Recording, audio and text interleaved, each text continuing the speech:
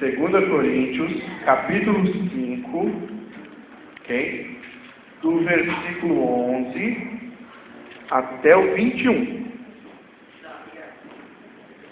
A palavra do Senhor Deus diz assim: E assim, conhecendo o temor do Senhor, persuadimos os homens e somos cabalmente conhecidos por Deus.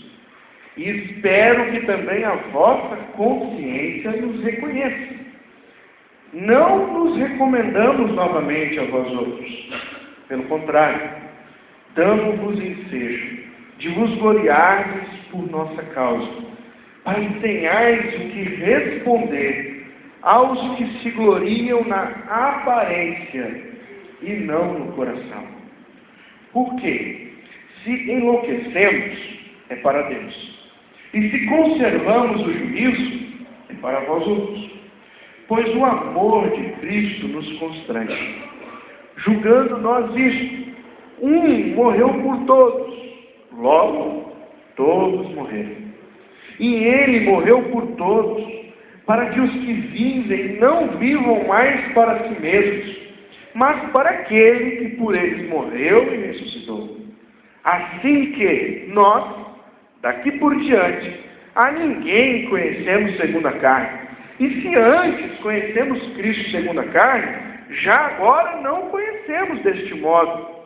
E assim, se alguém está em Cristo, é nova criatura. As coisas antigas já passaram, eis que se fizeram novas. Ora, tudo provém de Deus, que nos reconciliou consigo mesmo por meio de Cristo e nos deu o ministério da reconciliação. A saber, que Deus estava em Cristo reconciliando consigo o mundo, não imputando aos homens as suas transgressões, e nos confiou a palavra da reconciliação. De sorte que somos embaixadores em nome de Cristo, como se Deus exortasse por nosso intermédio. Em nome de Cristo, pois, rogamos que vos reconcilieis com Deus. Aquele que não conheceu o pecado, ele o fez pecado por nós, para que nele fôssemos feitos justiça de Deus. Amém? Vamos orar mais uma vez? Senhor, obrigado pela Tua palavra. Pedimos que o Senhor nos ensine, ó Deus, as verdades espirituais que estão aqui contidas, ó Pai. Que o nosso coração esteja apto para compreender. Que Teu Espírito Santo tenha liberdade nas nossas vidas neste momento. Que todo espírito, ó Deus, que veio roubar, que seja repreendido em nome de Jesus. Nós oramos assim. Amém. Queridos, eu quero conversar com vocês um pouco nessa noite, falando sobre o amor de Cristo nos constrange. Mas eu queria colocar a pergunta, não uma exclamação. Então a pergunta ficaria: o amor de Cristo nos constrange? Se você não gosta ou não entende a palavra constranger, e ela é um pouco difícil no português, porque o constrangido é alguém que foi pego de calça na mão. Constrangido é um cara que está tímido num lugar que ele não sabe muito bem. Estou meio constrangido, vou ficar quietinho, vou ficar na minha. Então você pode achar uma melhor tradução o seguinte: o amor de Cristo nos motiva. O amor de Cristo motiva a tua vida. Pergunta para o teu irmão que está aí do lado para ele não dormir. Irmãozinho, o amor de Cristo te motiva? O amor de Cristo te motiva? Queridos, uma verdade. A igreja moderna, a igreja do século XXI, a igreja de 2013, ela tem um problema. Ela envolve-se com o mundo ao invés de envolver-se no mundo. Explico. Qual a diferença, pastor? Qual a diferença de se envolver com o mundo e se envolver no mundo? Sim. Quem se envolve com o mundo faz barganha com ele. faz amizade com Ele, faz parceria com Ele, faz sociedade com Ele. Então a igreja evangélica hoje, ela tem um quê voltado, uma direção de fazer um envolvimento com o mundo. Nós somos assim, nós gostamos do que o mundo gosta. Nós, na verdade, estamos mais voltados às coisas do mundo do que das coisas que não são deste mundo. Enquanto que a igreja deveria envolver-se no mundo, não com ele. Tem uma grande diferença. Jesus orou dizendo assim: Pai, não rogo que os tire do mundo, mas que os livre do mal. Ou seja, pastor, nós não somos ETs. Não somos ETs. Nós vivemos neste mundo, pisamos nele, precisamos das coisas que este mundo nos dá. Mas nós não podemos nos envolver com o que nós entendemos que é a conspiração do mundo. Paulo diz isso lá em Romanos, que nós não devemos deixar que o mundo altere a nossa mente, mas nós devemos nos transformar e reagir às coisas do mundo. O que é o mundo, pastor? O mundo, irmãos, é uma filosofia de coisas carnais e demoníacas. É esse mundo que nós estamos falando. Tudo que é demoníaco e carnal, nós estamos aqui representando como um mundo que nós não devemos nos envolver. Um mundo que nós não devemos nos associar. Um mundo que nós não devemos nem mesmo aplaudir. Qual é o mundo, então, que você diz que nós devemos nos envolver, pastor? Nós devemos nos envolver no mundo, com as pessoas deste mundo, com as coisas que este mundo tem, para que a gente possa não ser parceiro ou absorver dela, mas ser agente transformador neste mundo. O envolvimento no mundo não é alguém que está no mundo para receber, mas alguém que vai transformar. A igreja, irmãos, ela não é colocada por Jesus aqui para se associar e se beneficiar do mundo, não. A igreja, ela é colocada aqui por Cristo para transformação deste mundo. Sabe quando é que o mundo transforma-se? Quando o ser humano transforma. Pensa como você pensava quando você não conhecia Cristo. Qual era a mentalidade que você tinha das coisas? E o que mudou? Qual é a mentalidade que você tem hoje? O mundo é o mesmo. E você continua nele. Mas se você mudou, o mundo, o cosmo, o microcosmo, aquele mundo que está em torno de você mudou. A sua relação dentro da sua casa mudou. A sua relação na sua empresa mudou. A sua relação com seus amigos mudou. Ou se não mudou, talvez você não esteja se envolvendo no mundo, mas com o mundo. Explico melhor. Exemplo para você falar assim, agora vai cair a ficha. Você estava na empresa e você está partilhando dentro da empresa de coisas que não são sérias ou certas. Por exemplo, você sabe que rola uma propina e você está junto. Isso quer dizer que você está se envolvendo com o mundo. Rolou uma propina e você falou, opa, comigo não. Você então continua no mundo, mas ele mudou para você. E ele muda para aquelas pessoas naquele momento que você reage e diz não.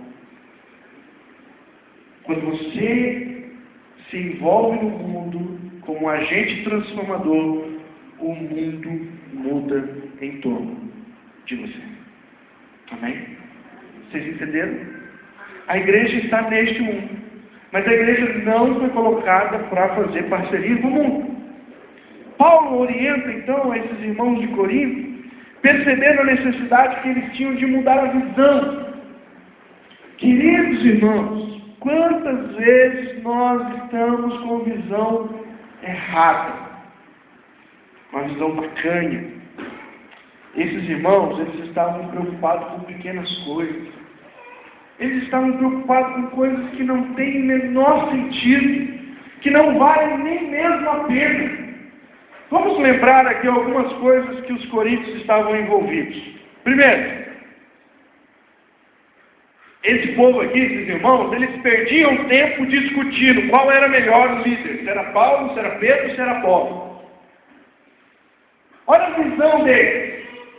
A visão deles estava voltada para, deixa eu ver o que é melhor, eu acho que Paulo prega melhor, mas olha, o Pedro quando prega dá aquele pulinho, não é que é legal. O outro quando prega, ele fala melhor. O outro quando prega, o Paulo faz um serviço missionário assim, o outro faz um serviço missionário assado. Eu prefiro aquele. Aí eu prefiro o outro. Eles estavam discutindo sobre coisas que não têm necessidade. Paulo escreve para eles, gente, para com isso. Porque um rega, um planta, o outro molha, mas quem dá o crescimento é o Senhor. Era preciso mudar a visão. Irmãos, eles perdiam tempo brigando por causa da ceia. Não, a ceia tem que comer quem chega primeiro. Não. Tem que esperar os outros. Não. Vai chegando e vai comer, irmão. Se vira. Os atrasados se viram. Ah, não, irmão, bora lá. A azar é dele. Vamos comer. Vamos repartir a ceia? Não. Eu trouxe o meu. Não vou dar pro outro, não. Se o outro não trouxe o dele, problema dele. Vai pra casa dele com barriga vazia. Mesquinhez. Estavam perdendo tempo com isso. Irmãos, eles perdiam tempo, sabe o quê? Encobrir o pecado. Tinha um cara lá, eu não sei qual que era o nível dele na sociedade. Eu não sei o que ele tinha, qual era o poder de persuasão que ele tinha dentro da igreja. Mas ele morava com a mulher, a madrasta. Ele casou com a madrasta. E Paulo diz, esse aí está desonrando o nome de Deus. Está no meio de vocês. E sabe o que essa igreja fazia? Deixa quieto. Não tem problema não. Deixa ele aí. Outra coisa que esses irmãos perdiam tempo. Eles perdiam tempo fazendo aliança com os deuses pagãos. Ou seja, eles iam no culto, mas eles também passada no terreiro do fulano lá, dava uma bebidinha, tomava uma cachaçinha lá no templo do Deus Baco, um vinhozinho bom, participava de uma orgia ali. Então tinha esses, que eles estavam vivendo a igreja, estavam vivendo no mundo. Paulo escreve que harmonia que existe entre o cálice do Senhor e essas coisas, as oferendas. Nenhuma. Ou vocês estão com Cristo, ou vocês não estão. Não há harmonia. Eles perdiam tempo, irmãos, sendo amigos do mundo. Eles conjecturavam alianças com o mundo, com as coisas deste mundo. E aí Paulo vai escrever essa carta para eles, e Paulo vai falar sobre a grandeza do sacrifício de Cristo. Paulo fala sobre a esperança que eles terão. Fala sobre aqueles que têm que se render a Deus e entender a graça de Deus. Paulo vai escrever para eles mencionando sobre o céu. Paulo diz, olha, a esperança é outra, o céu é outro. Paulo vai falar também que há um juízo, Deus vai julgar. Tudo isso está nesse capítulo que você leu, você pode ler na sua casa depois. E depois ele vai dizer para nós que nós precisamos mudar a maneira de viver. Diz para eles lá. E diz para nós hoje quando nós lemos essa palavra. Por que nós precisamos? Porque eu preciso responder a primeira pergunta. O amor de Cristo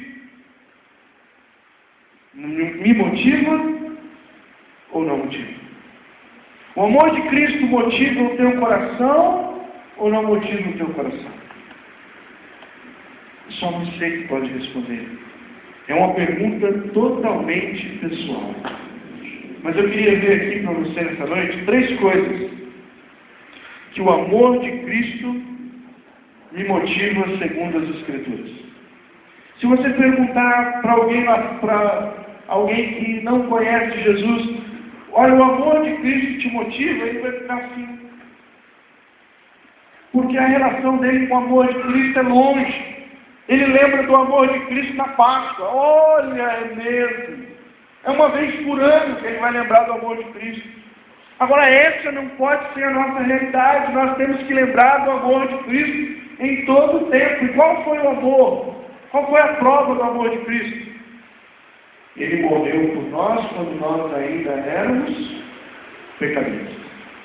Deus prova o seu amor pelo fato de ter Cristo morrido por nós quando nós éramos ainda pecadores. Paulo escreve isso em Romanos. Esse amor que Cristo tem por mim e por você, qual a diferença que ele faz na minha vida? Qual a diferença que ele faz na tua vida? Motiva o teu dia, motiva as suas escolhas, motiva os teus sonhos, motiva os teus pensamentos, interfere em alguma coisa ou não? Paulo nos convida a pensar sobre isso. Como igreja de Cristo, nós precisamos entender aonde o amor de Cristo está motivando a nossa vida. Estamos sendo ou não constrangidos por este amor? Temos uma relação diária ou não com o amor de Deus? Lembramos do amor de Cristo só na ceia? Lembramos do amor de Cristo só nos eventos especiais?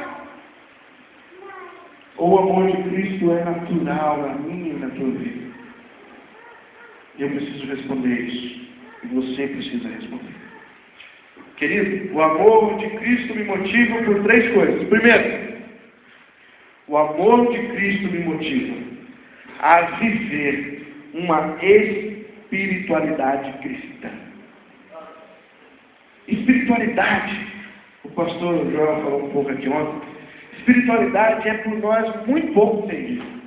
No capítulo 6, no capítulo 5 que nós lemos no versículo 12, Paulo está dando um puxão de orelha nos irmãos lá. E ele diz assim, ó. Paulo está falando aqui com ironia, tá?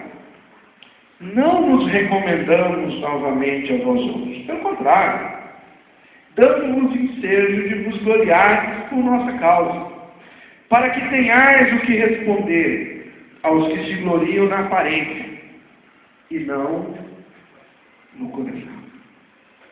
Sabe qual que é a diferença entre a espiritualidade do mundo moderno e a espiritualidade que Deus quer? É que a espiritualidade do mundo moderno é a da aparência. O que você precisa parecer para ser espiritual? Ou o que você precisa fazer para parecer espiritual? Hoje nós entendemos que a espiritualidade não é mais uma forma de vida, mas é relacionada à prática. Aquela pessoa ali é espiritual. Por quê? Porque, você viu? Ele anda com uma ruta aqui atrás da orelha. É espiritual. Esses dias eu estava ali na cidade, aí eu entrei no shopping, fui lá pagar uma conta, né, aqui em Jacareí, e aqui em Jacareí tem um cara que anda com um bruxo. Não sei quando já viu, ele anda na cidade. Tem um zonhão de gavião na mão, assim, anda com a roupa, tem um barbão, tá gordão, assim, fartão, fica andando pra cima e pra baixo. Aí ele parou naquela banquinha ali da mulher ali, e a mulher falou assim, eu não mexo com você não, viu? Por quê? Porque ele é espiritual. Ele mexe nas coisas espirituais. Né? Deus o livre. A gente se relaciona na espiritualidade assim. A gente sabe o que a gente acha que é espiritual? A gente acha que espiritual são práticas místicas. Uma grande diferença em se parecer espiritual e em ser espiritual. Alguns acham que ser espiritual é fazer tipo.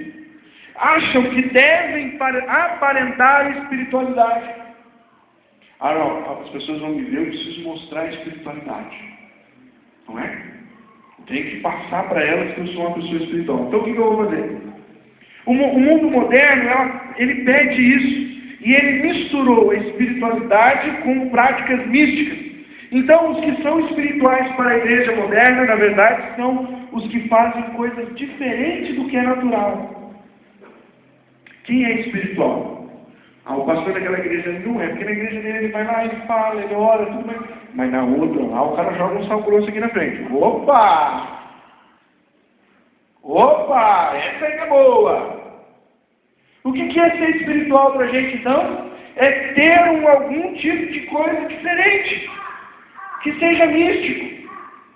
Pastor, só cantar, só orar, só levantar a mão e bater palma de vez em quando? Não dá. Tem que ter um pão ungido de vez em quando. Porque pão ungido é espiritualidade. Oração não. Vida de oração é natural. Tem que ter alguma coisa. O que é ter espiritualidade? Pastor, acho que o senhor devia ir lá em Israel, né, comprar uns olhinhos, ir lá no Monte das Oliveiras, orar com imposição de mão, trazer para os irmãos da igreja, que o negócio está pegando. Né? Para os irmãos dar umas oradas aí nas casas, aí, ungir janela, umbral, sei lá, bananeira, ungir. Que isso é espiritual, pastor. Isso é espiritual. Só o pastor ir lá no meio da sala, levantar a mão, né? Tem crente que ele fica olhando o pastor, vendo o que o pastor vai fazer, né? Ver se o pastor é espiritual. Se o pastor levanta a mão, se o pastor faz algum sinal místico, se o pastor vai levar um olhinho lá para dar uma ungida na casa dele. O pastor foi e só orou, e disse, esse pastor está com algum problema. Ele precisa ser espiritual. E espiritual tem que estar ligado a coisas. Tem que dar uma rosa para o cara levar para a casa dele, para pôr em cima da geladeira. Irmão, orei por você nessa semana, tem uma rosa que vai lá, põe em cima da geladeira.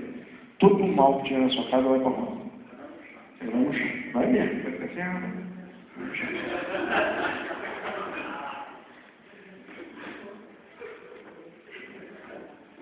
Espiritualidade não tem nada a ver com práticas e mantigas que os evangélicos adotaram.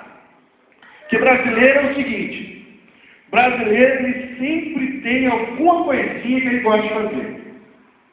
Irmão, você tem superstição? Não. Só que eu ando com o pé direito nos lugares, eu não faço barricada, né? Se o gato preto passa na minha frente, eu dou 3 pulinhos, sei lá, alguma coisa. Dá uma voltinha, faz alguma coisa, né? Eu lembro quando eu era criança, esse negócio do gato preto. Quando eu vi o gato preto lá, eu já falava, não estou indo para ele não, gato, estou indo para cá. A gente apenas adotou para dentro da igreja e evangelizou as coisas. Então o que é espiritual dentro da igreja agora? É a gente fazer esse tipo de coisa, essas manobras espetaculares, fantásticas. Vai orar na casa do irmão, leva um litro d'água. Qual é a oração que tem poder? A do pastor que manda pôr o copo na frente da televisão. Essa tem poder. Irmão, isso é rito. É coisa que não tem nada a ver, não tem texto bíblico nenhum para provar, para nada. O que é espiritualidade, irmão? Espiritualidade é você ter um encontro diário com Deus. Espiritualidade é você compreender que Deus te chamou para viver de coração e não de aparência. Não adianta você querer parecer uma coisa e não ser. O meio evangélico hoje está tão resolvido que as coisas espirituais são físicas, que não importa se você não respeita o próximo, não importa se você não é fiel ao cônjuge, não importa se você não assiste os necessitados, não importa se você não faz nada disso, não importa. Se você tiver algum segredinho espiritual, isso já diz que você é um crente. Meu irmão, espiritualidade é você viver com Jesus o tempo todo, o tempo todo, todo o tempo. Em qualquer circunstância. Tem gente que é tão espiritual, ele pega pão, ele faz sabonete, ele faz isso, ele faz aquilo, mas quando alguma coisa dá errado na vida dele, ele não quer mais. Eu fico imaginando se Paulo parar toda vez que não desse nada certo na vida dele. Se toda vez que ele levasse uma pedrada, ele dissesse, eu não vou mais agora. Se toda vez que ele recebesse uma chicoteada, ele falasse, agora chega. O Senhor me deixou de chicotear. Se toda vez que fosse assaltado, Paulo disse que foi assaltado. Crente assaltado, estava em pecado. Que tipo de espiritualidade nós estamos vivendo nesse mundo moderno? Uma espiritualidade vazia, fraca. Uma espiritualidade que se pega as coisas e não as pessoas. Uma espiritualidade que as pessoas estão querendo enxergar em coisas e não no coração. A gente já não tem mais coragem de olhar para o coração das pessoas, nem para o nosso. Nem para o nosso. Paulo, ele diz aqui, olha, se vocês querem me medir, me meçam, mas eu não estou andando na aparência, eu estou andando no coração. É o meu coração. E a pergunta, meu irmão, é, qual tipo de espiritualidade cristã que nós estamos vivendo? Qual tipo de espiritualidade cristã nós estamos nutrindo? Porque se a sua espiritualidade for da aparência, então você precisa rever. Porque a espiritualidade precisa ser do coração. Precisa ter vida. Precisa ser honesta. Precisa ser participativa com Cristo. E não isolada em um objeto ou coisa. Tem crente que acha muito espiritual, porque ele deixa a Bíblia dele aberta no Salmo 91 dentro da casa dele. Ele se acha muito espiritual porque ele tem um candelabro na casa dele. Por que você é mais espiritual do que o outro que não tem? Meu irmão, pense como é a tua espiritualidade. Se ela for uma espiritualidade de aparência, olha ao Senhor para que te ajude a mudar. Para que você viva de coração as verdades de Cristo. Amém? O amor de Cristo me motiva. O amor de Cristo te motiva? Eu quero dizer para você nessa noite que o amor de Cristo me motiva a viver para Ele. É isso que diz o texto. Leia comigo o versículo 15 do texto que nós lemos aí. 2 Coríntios, capítulo 5, versículo 15. E Ele morreu por todos, para que os que vivem não vivam mais para si mesmos, mas para aquele que por Ele morreu e ressuscitou. O amor de Cristo, Paulo está dizendo, me motiva a viver para Ele. Queridos, nós que vivemos neste mundo precisamos aprender que não pertencemos a este mundo. Nós vivemos aqui, mas nós pertencemos a um outro mundo. Paulo vai dizer que nós somos embaixadores. No versículo 20. O que é um embaixador? Alguém aqui já foi em alguma embaixada? Quando você está numa embaixada, você está no território da onde? Do Brasil ou daquela embaixada? Do país daquela embaixada? Do país. Se você for na embaixada norte-americana e você entrar na embaixada norte-americana, você está nos Estados Unidos também. Que interessante, não? Você foi transportado rapidinho para os Estados Unidos. Quer viajar para os Estados Unidos sem sair do Brasil? Vai lá na embaixada. Você vai estar em território americano. Em qualquer outra embaixada, você vai estar no território daquele país. Paulo diz, nós estamos no mundo, mas nós somos embaixadores. Ou seja, a nossa ligação não está mais neste mundo, mas em um outro mundo. Paulo escrevendo aos Efésios diz uma coisa muito louca.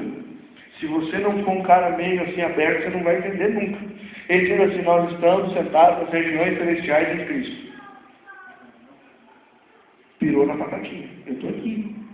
Nem sentado eu estou. Como que Paulo diz isso? Porque espiritualmente, nem eu e nem você estamos mais ligados ao mundo se nós estivermos ligados a Jesus. Amém? Você entende isso? Embora você viva aqui, você não pertence mais a este lugar. O que isso quer dizer na realidade? Que Cristo agora nos convida a viver uma vida que já não tem mais importância para este mundo, mas que tem importância para o outro mundo. O líder, o escritor de Hebreus, no capítulo 12, eu quero convidar você a ver comigo o versículo 1, ele diz assim, ó: portanto também nós, visto que temos a rodear-nos tão grande nuvem de testemunhas, desembaraçando-nos de todo peso e do pecado que tenazmente nos assedia, corramos com perseverança a carreira que está proposta. Eu quero que você pense no que Paulo, quando o autor escreve, desembaraçando-nos de todo peso e todo pecado. Todo peso e todo pecado que este mundo traz, irmãos, é para nós um embaraço. E qual é a nossa arma? É nos desembaraçar. No entanto, infelizmente, é mais fácil para nós viver nos embaraçando do que desembaraçar. É mais fácil a gente se enrolar com as coisas deste mundo do que se abrir mão delas. É muito mais prático. É muito mais eficiente para mim carnalmente. Quando a gente diz assim que eu vou deixar aquilo, é uma dureza de deixar de fazer as coisas. Não é? Pense uma coisa aí que você não gosta e que você não queria fazer mais. Como é difícil deixar de fazer. Como é duro. Mas é essa a proposta de Deus para nós. Deixa o pecado, deixa o peso, porque as coisas deste mundo já não têm que ter tanta importância. Porque nós não vivemos aqui, mas nós vivemos para Ele, para a glória dEle e para louvor dEle. Quando nós ficamos muito preocupados com as coisas aqui, nós esquecemos de nos preocuparmos com as coisas que são mais nobres. Paulo ainda em Gálatas capítulo 2, versículo 19 e 20, vai falar sobre isso. Abra lá comigo. Gálatas capítulo 2, versículo 19 e versículo 20. Olha que interessante esse texto. Porque eu, mediante a própria lei, morri para a lei, a fim de viver para Deus. Estou... Onde você está? Você está como Cristo, como Paulo ou não? Olha onde Paulo diz que está aí no texto. Estou... crucificado. Alguém aqui está crucificado essa noite? Fisicamente? Não, mas espiritualmente deve estar. E eu estou crucificado, eu estou morrendo com Cristo. E aí ele continua: logo já não sou eu quem vive, mas Cristo vive em mim. E esse viver que agora tenho na carne, vivo pela fé no Filho de Deus, que me amou a si mesmo e se entregou por mim. Irmão, o que faz um crucificado? O que faz um crucificado? Nada, exatamente o que você pensou. Pensa num cara crucificado e chama ele para jogar bola. Chega um cara crucificado, vamos jogar bola. Ele vai? Ele não pode. Vamos para a praia crucificado? Ele não pode, estou aqui. Vamos fazer um churrasco? Não dá. O crucificado, ele está neutralizado. Paulo diz aqui: o meu homem interior morreu, está neutralizado. Agora quem vive é Cristo. E Ele vive em mim. A pergunta é: será que nós estamos crucificados? Será que dentro da vontade de Deus nós estamos vivendo como Ele quer? viver para Ele, crucificado nas coisas deste mundo.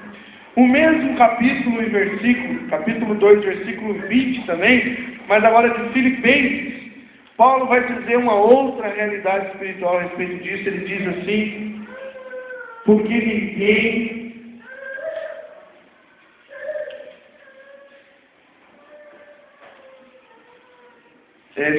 capítulo 1, 21.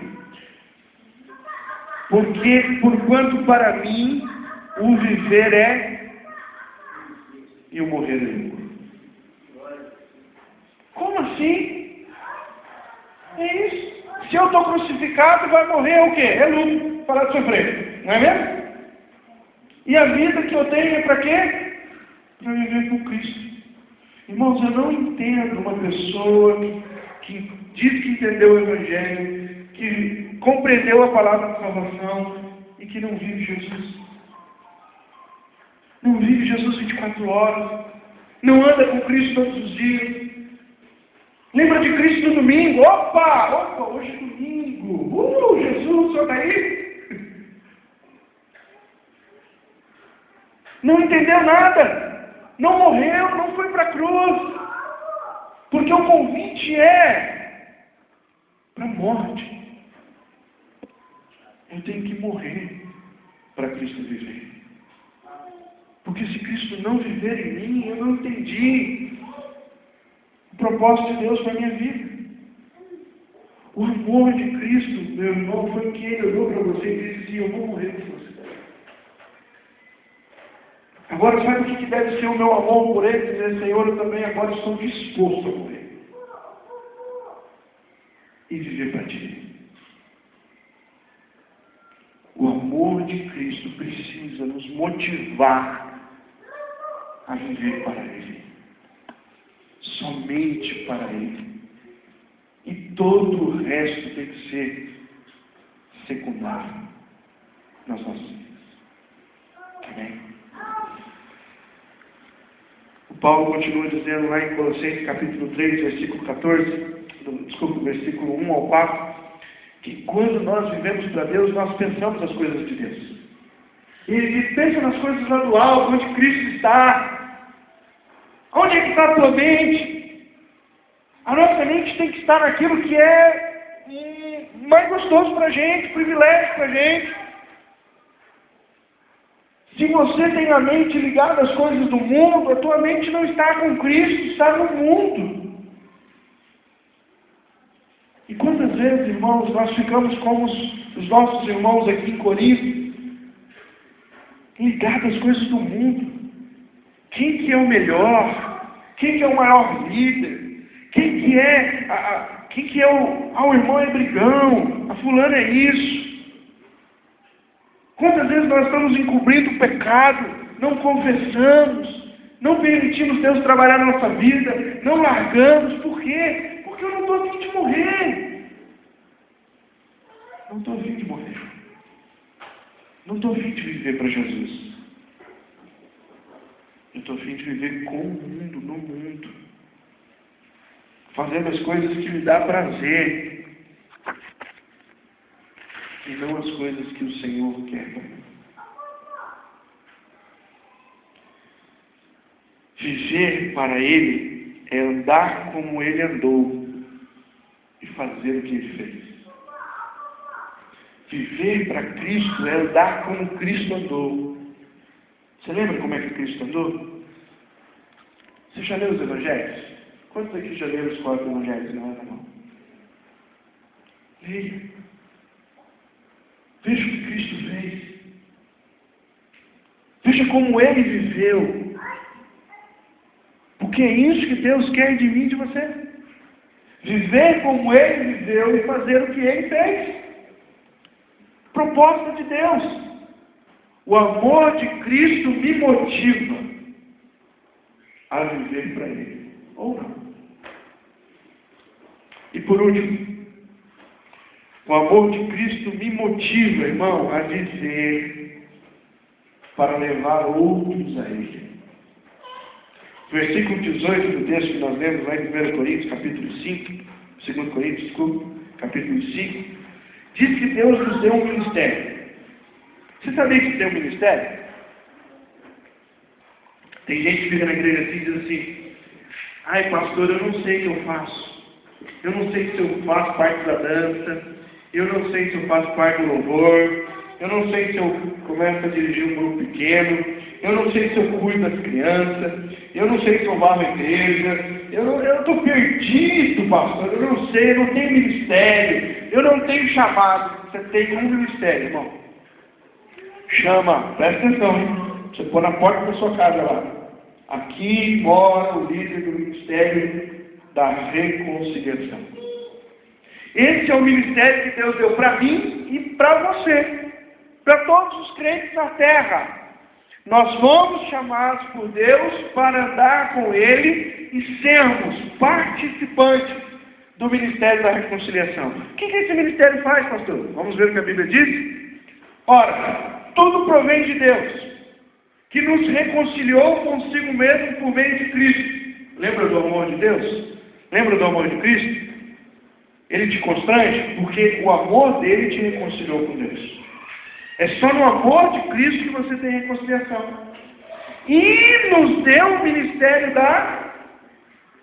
Ou seja, estamos juntos, irmão. Meu ministério da reconciliação.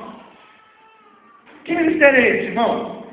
A saber, que Deus estava em Cristo reconciliando consigo o mundo, não imputando aos homens suas transgressões, e nos confiou a palavra da reconciliação. Esse texto, na linguagem de hoje, é interessante, ele diz assim: Deus nos convidou para sermos amigos dele, e agora quer que nós convidemos outros a sermos amigos de Deus. Que ministério é esse, pastor? É simples, irmão. Você conheceu Jesus. Você entendeu que o amor de Cristo é maior do que todas as coisas. E que esse amor de Cristo agora tem que ser compartilhado. Você precisa convidar outros a ser amigo de Deus. Você precisa entender que ser amigo de Deus é a coisa mais bacana neste mundo todo. E o teu amigo, que ainda não é amigo de Deus, precisa ser apresentado. E quem pode fazer isso? O pastor do culto à noite de domingo. Vou levar ele num grupo pequeno. Tudo bem, leve, mas não é. É você. Você conheceu o amigo. Mostre esse amigo aos outros. O ministério da reconciliação é você dizer para as pessoas: cara, sabe o que eu descobri? Que eu estava lascado, perdido no mato sem cachorro. Estava perdidinho na situação. Não tinha jeito para mim não. O negócio estava feio. Mas a palavra de Deus me diz que em Cristo Ele me reconciliou com Deus. E Deus agora não é um ser distante, sentado na barba branca com raio na mão, querendo me falar. Deus agora, com todo respeito à palavra, espero que vocês não se escandalizem. Deus agora é meu chegado. É meu amigo. Foi Ele que me convidou para ser amigo dele. Deus é tão meu amigo que lá em Hebreus ele diz assim: não precisa bater na porta, porque o livre acesso está aberto para você. Pode entrar. E você sabe que você pode ser amigo de Deus assim como eu. Porque como Ele me ligou a Ele disse agora que eu posso ligar todo mundo a Ele. Porque o ministério da reconciliação está nas minhas mãos. Eu sou líder do ministério. Sabia? E assim, se converte, já vira líder do ministério de reconciliação. Pode sair reconciliando todo mundo que quer achar em Jesus paz. Que quer achar em Jesus vida e vida em abundância. Que quer achar em Jesus esperança que o mundo não dá. Que quer achar em Jesus simplesmente o melhor parceiro de todos. Alguém que morreu por você, sendo que você não merecia. Porque você você era pecador. E esse ministério, irmão, está nas minhas mãos, está nas suas mãos. O amor de Cristo por mim me aproximou dele. É irresistível pensar em alguém que morreu por mim e não me aproximar. É irresistível. Não dá. Pensar que alguém fez uma coisa tão grandiosa e não querer conhecê-lo. Jesus disse que se um cego guiar outro cego, os dois vão cair. Porque o cego não sabe para onde vai. Se ele levar o outro, dançou. Mas você, que enxergou o amor de Deus em Cristo, pode guiar outros a Ele. E você vai ter isso para a glória de Deus.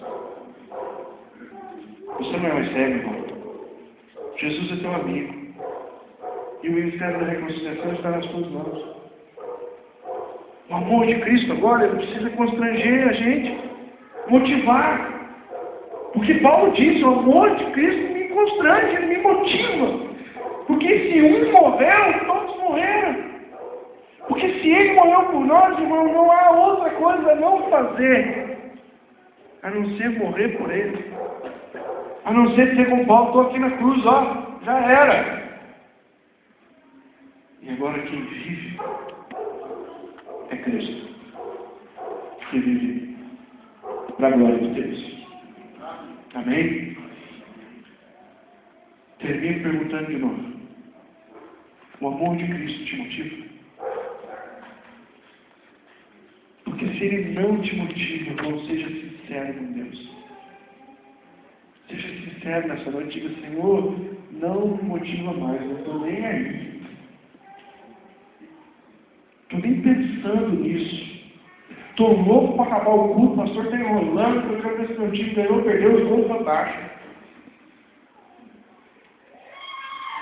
Não estou nem aí para a hora do Brasil. Não quero saber se o meu vizinho vai para o céu ou vai para o inferno. O problema é dele. Não estou nem aí com a minha vida, pastor. Se você está assim, irmão, seja sincero diante de Deus. Porque a espiritualidade não é aparência, irmão. Não é. Não adianta você vestir a roupa de domingo, vir à igreja, sentar e ver um sermão e ficar contando os minutos, relaxar, meu Deus do céu, pastor, eu estou complicando o negócio.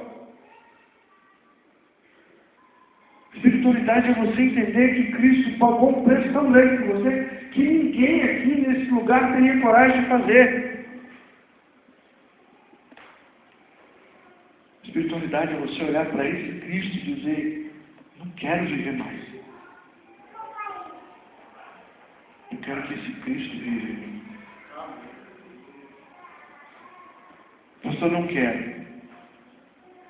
Se você não quer, irmão, se ajoelhe diante de Deus e diga, Senhor, tem misericórdia de mim, quebra meu coração. Porque o Senhor não tem outra mensagem. O Senhor não tem outra verdade. O amor de Cristo precisa me motivar. O amor de Cristo precisa te motivar. E se isso não acontece, que Deus tenha misericórdia de nós. Mas se você nessa noite quer compreender esse amor de Cristo, e ser motivado por Ele, eu quero terminar orando por você. Talvez você veja aqui nessa noite e você nem entregou ainda a tua vida a Cristo. Não entendeu esse grande amor de Jesus. Não compreendeu que Ele foi à cruz porque Ele pensava exclusivamente em você. E se isso não conduz o teu coração a Ele, não sei o que conduzirá. Eu não sei o que se passa na tua mente. Mas eu quero te convidar a compreender que em nenhum outro lugar você vai achar amor como de Cristo por você. E esse amor de Cristo tem que motivar a minha vida e a tua vida. Amém? Feche seus olhos por um momento. Curva a sua cabeça.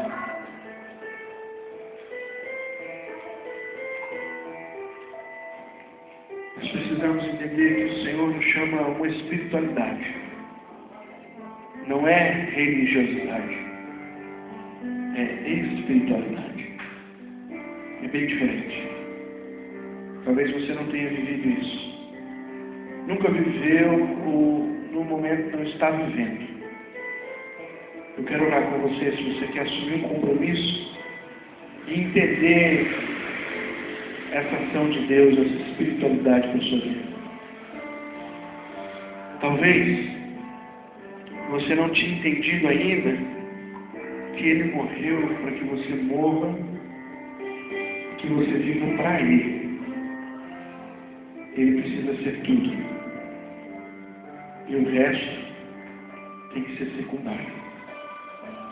O amor de Cristo precisa me motivar a compreender isso. Talvez você até hoje não sabia que você tem um ministério, que é ser amigo de Deus e levar outros a ser amigo de Deus. Talvez você ainda não é amigo de Deus. Você está longe. Mas Cristo quer te fazer amigo de Deus. Se você quer ser amigo de Deus, nessa noite eu quero orar com você. Se você quer começar agora a fazer com que todas as pessoas sejam amigas de Deus, através da tua vida, eu quero orar com você.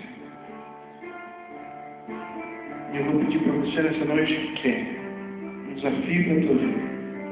Vamos ficar em pé no seu lugar, para nós orarmos juntos.